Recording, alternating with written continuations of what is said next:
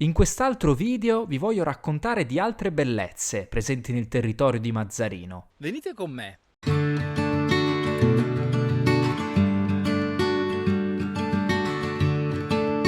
Il castello di Grassuliato sorge su un'altura a quota 418 metri sul livello del mare, posizione che consentiva una visione ad ampio raggio della sottostante vallata del fiume Gela. Il nome di un certo Solomon del Garcigliat appare in un documento del 1091, a testimonianza della presenza di un casale, mentre nel 1154 il geografo Idrisi cita la località come Gar Saliata.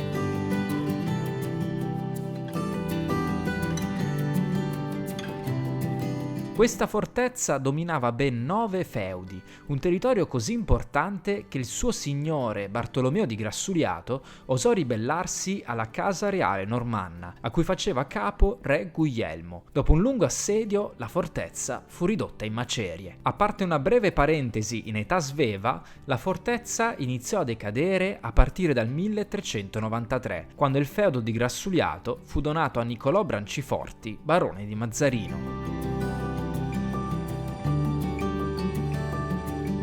Curioso come questo castello si staglia su un fondale dominato dalla vetta del Monte Formaggio, monte che inizialmente si chiamava Puiu da Santa Croce. Furono poi gli ingegneri militari dell'IGM che hanno dato questo nome, perché la forma di questa montagna gli ricordava la forma di un pezzo di formaggio.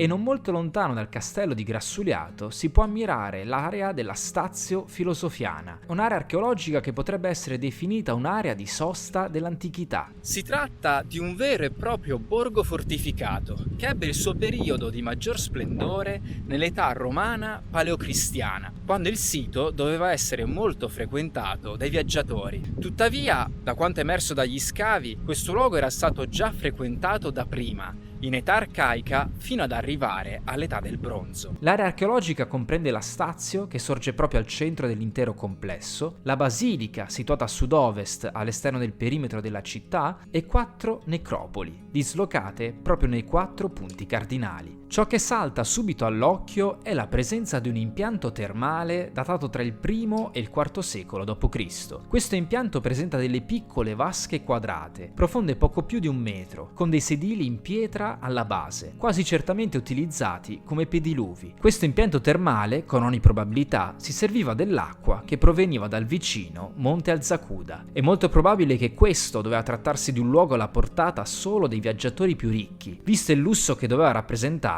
la presenza di terme.